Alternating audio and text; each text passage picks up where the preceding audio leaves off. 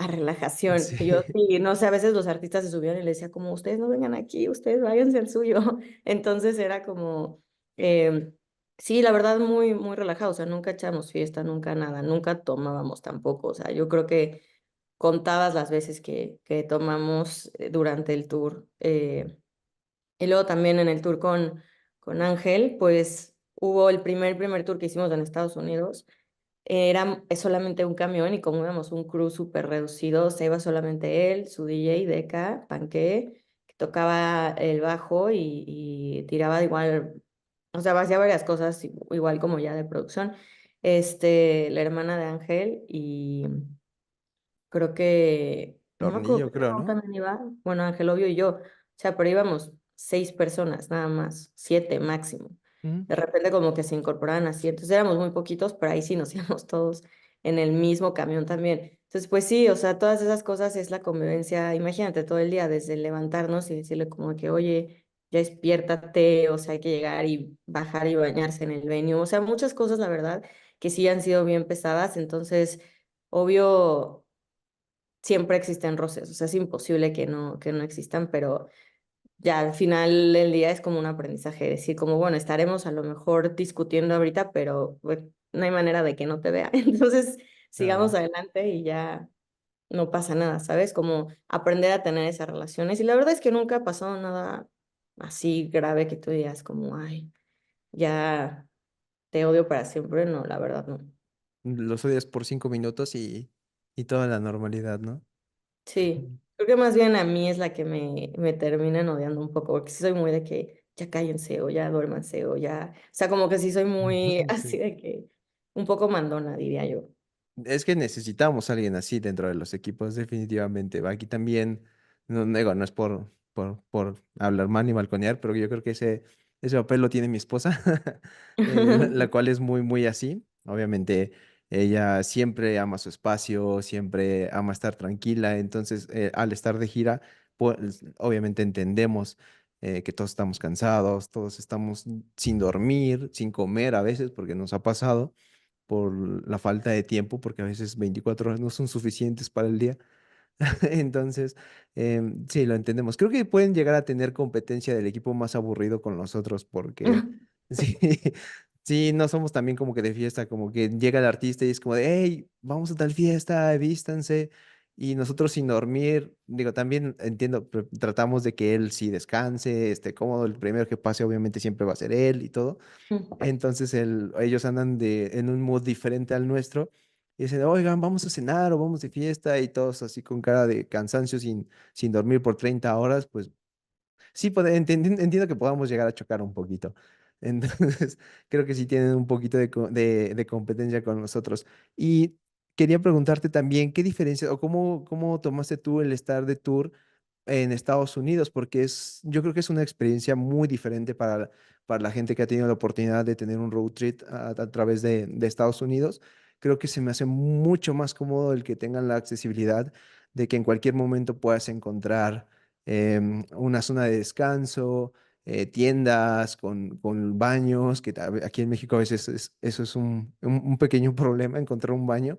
Entonces, ¿cómo fue para ti la experiencia diferente a estar de tour en México? Pues, o sea, el tour que hice en México, como más, De pues ve, XL. o sea, en el tour, el que tuve en México, que fue como el que te puedo dar más referencia o sea, como una referencia mucho más notable en diferencias o similitudes, fue el que hice con Ángel, con Santa Fe, no, no me acuerdo qué año fue, yo creo que como 2021 o algo así, que ahí sí era durar todo el tiempo, o sea, eran demasiados shows. Y como pues era en México, la verdad, entre semana, pues sí regresamos a la Ciudad de México, entonces pues era avión y muchas veces, o sea, más bien todo el tiempo el transporte era pues por tierra cuando tenemos las fechas seguidas. Entonces, no eran distancias tampoco tan largas porque obviamente al buque que es Beto le decía como no, o sea, perdón por las palabras, yo digo muchas groserías, le decía como ni de No te pedo preocupes. pongas fechas que son lejanas, o sea, no vayas a hacer un día Baja California y en la noche Cancún, o sea, no hay manera. Entonces, sí era como hacerlos todas lo más cercanas posibles que pudiéramos ir por tierra y aún así sí se volvía pesado porque pues nos tenemos que ir en la Sprinter o sí a veces también en las SUVs y todo, pero sí son muy incómodas, la verdad, como ya esos tramos largos. Y sí, como que tampoco veía tanto al resto del crew, porque me tocaba a mí pues viajar con Ángel, entonces no era como que pasaba tampoco tanto tiempo ni con los bailarines, ni con los músicos, ni nada, o sea, obvio ya llegábamos a las ciudades y a todos los saludábamos y nos veíamos y demás, pero no, yo no te diría que era como una convivencia tan intensa como en los tours de Estados Unidos, que ahí sí es subirte el camión, estar con todos, o sea, depende también cómo sea la logística, ¿no? Porque te digo, con Ángel me tocaba irme también con él en el camión. Con Peso también varias veces nos tocó compartir también el mismo turbos y demás. Entonces yo diría que una de las principales diferencias es eso, la convivencia en México no es tanta porque no, las distancias tampoco son, o sea, sí son largas, pero te digo, como por la logística y demás, pues no nos tocaba a veces hacerlo con unas distancias de un día, ¿no? O sea, los tours de Estados Unidos sí me tocó viajar un día completo en el camión. Entonces, eso, como la convivencia, yo diría que es una de las diferencias más grandes. Luego también, obviamente, la seguridad. O sea, en Estados Unidos se siente todo mucho más seguro. O sea, en México no me iría en carretera esas distancias, la verdad, jamás, Sí. justo por miles de razones de inseguridad, bueno, de que vive el país en general. Entonces, no es algo que la verdad haría yo en lo personal. O sea, había ocasiones que sí era como, bueno, tienen que irse por tierra y decía, no, me compro yo mi vuelo, pero no me voy a ir yo por tierra, o sea, la verdad. Entonces, eso, la convivencia, la seguridad que hay en el camino y también creo que Estados Unidos tiene una cultura mucho más de hacer touring, es como mucho más común, entonces... sí, es como hasta como una subcultura, yo diría, dentro de la industria, toda la parte del tour. Como tú dices, hay lugares padres donde paras, como en Texas, que son como todas las tiendas de los castorcitos, que te puedes parar ahí y tienen de todo y te puedes bañar y puedes comprar lo que sea. Entonces se vuelve también, o sea, también hay muchos momentos divertidos, ¿no? Que vas como platicando de más, pero sí, esas dos cosas son las que yo diría que son las diferencias más grandes. Y también en Estados Unidos hay muchísimos más lugares donde se puede ir de tour. A pesar de que México es un país tan grande, no hay tantos venues, no hay tantos lugares como a los que puedas llegar y presentar un show padre que te deje presentar con una producción que tenga un buen nivel o demás. O sea, en Estados Unidos, en cada ciudad casi grande, relativamente grande, hay un House of Blues, aunque sea, o un hard rock a donde puedes llegar a tocar también. Entonces, es eso, también los venues son muy diferentes. Desde mi punto de vista, Estados Unidos tiene gente también más profesional, como es algo que es más común también, pues obvio hay más gente que trabaja en esto y siento que en México también de repente es un poco incierto a lo mejor y mucha gente se aventura a hacer un evento y nunca lo ha hecho y llegas y dices como no tengo camerino, no tengo nada, o sea, en las ferias de repente, ¿no? Entonces siento que también eso, el profesionalismo o la seriedad de las cosas mucho más serio y mucho más establecido en Estados Unidos. Obvio, normal, porque lleva la industria pues mucho más tiempo. Claro, sí, ojalá podamos también dar ese brinco a nivel profesional. Hablo al menos desde lo que conozco de mi experiencia de la ciudad de Puebla, que hacer conciertos, hacer eventos es un poco complicado porque o hay venues pequeños de 200, 300 personas o hay venues de 10,000, entonces no hay como que un rango intermedio. Sí que había uno que adaptamos los promotores locales para un promedio para un aforo de 1,000 personas, pero sí nos falta mucha inversión en estructura. También es que entiendo que al estar la profesión un poco no tan desarrollada como lo puede ser en Estados Unidos, el que encontramos a alguien que pueda invertir esas cantidades, porque son cantidades fuertes para la creación de algún venue, por ejemplo, que en algún momento llegamos a tener en la balanza, pero es que sí es complicado. O sea, estamos hablando de una inversión mínima por equipo de audio, producción, permisos y todo eso, de unos 8 millones de pesos, 10 millones de pesos para un aforo de 1,500 personas. Entonces, ¿en qué momento lo puedes hacer redituable si tampoco es tan común? que artistas vengan a este tipo de proyectos. Entonces, sí, sí, sí, es bastante complicado. Ojalá podamos dar ese Sí, salto de producción, no solo en Puebla, sino en todo el país, que me imagino. Ciudad de México sí que encuentras más venues, pero sí, también, ¿no? sí, definitivo, o sea, hace falta mucho, mucho, mucho, mucho por construir en México. Entonces, o sea, cada vez se ve más, pero pues sí es un camino largo a recorrer. Totalmente, ojalá que sí. Y me gustaría también traer otro tema a la mesa que me encanta, es algo de lo que me apasiona mucho, que son los viajes. Tú has tenido oportunidad de tener bastante. Me gustaría saber cómo has absorbido esa multiculturalidad de conocer personas de otros países, de otros continentes. Digo, se puede tener una pequeña experiencia para la gente que viaja en Estados Unidos, porque ahí te encuentras de todo. Sí.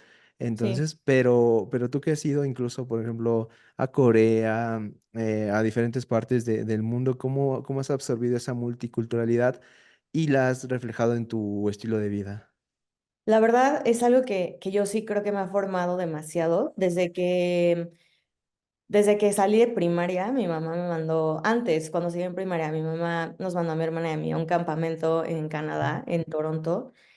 Bueno, por Toronto, pero era en realidad en el medio del bosque, super wild. O sea, fue como ujú. llegar a la naturaleza de que aquí está su cabañita, aquí está el baño, que es un hoyo, no hay luz, no hay, o sea, no hay la electricidad. Este, o sea, era de verdad como algo para mí, para mí de vivir en la Ciudad de México y estar acostumbrada a todo, de que llegar a la casa, te dan de comer, tu camita, bla, bla, bla. Y sí, llegar ahí para mí fue un shock muy grande, pero esa fue mi primera experiencia, pues, internacional, por decirlo de alguna manera, donde había muchas niñas, pues, obviamente canadienses y muchas de Estados Unidos. Era un campamento solo de niñas.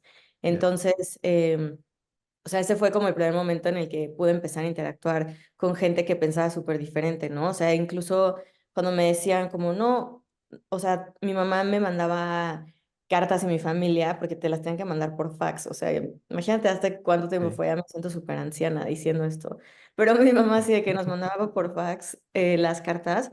Y yo veía que a mis amigas de mi cabañita no les mandaban casi. Les decía, pero sus papás no les mandan a ellas. Pues, ¿para qué? Si ya saben que aquí estamos, estamos bien. O sea, y como que desde ahí empecé a decir como, no las querrán. Y decía, no, obvio las quieren, pero pues su cultura es muy diferente a la Sí. mexicana, que, o sea, en Estados Unidos sí es más como individualista, de, bueno, tú tu camino, todo bien, pero cumple 18 y, bueno, obviamente no todo el mundo, ¿verdad? No se puede generalizar, pero es Claro. como el común denominador. Entonces, desde ahí fue como el primer momento que empezó a cambiar mucho el mindset de decir, ah, bueno, ok, no porque a ella sus papás no le manden 3 cartas todos los días, significa que no las quieran o que no las extrañen, ¿no?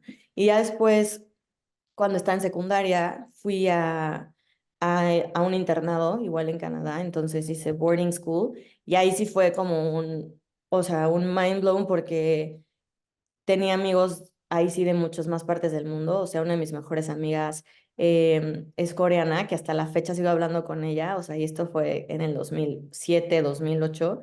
Entonces, seguimos siendo súper amigas y la primera vez que llegaba a hablar con ella, como que no me contestaba y yo decía, como es que seguro no le caí bien. O sea, no me hacía plática. Y ya después, conforme fueron pasando los días, las semanas, íbamos platicando más.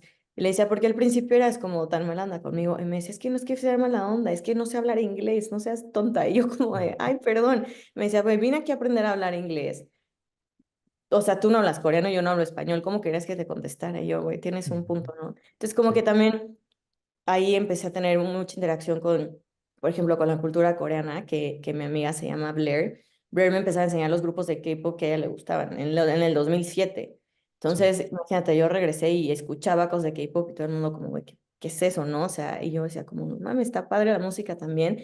Entonces, desde ahí empezó a cambiar mi mente muy cañón y a interesarme como más por lo que pasaba en otras partes del mundo, que eso es lo que yo creo que más me ha ayudado en la carrera, como tener una perspectiva diferente y abierta porque lo he vivido y eso la verdad es que es una súper bendición porque sé que, o sea, es como un caso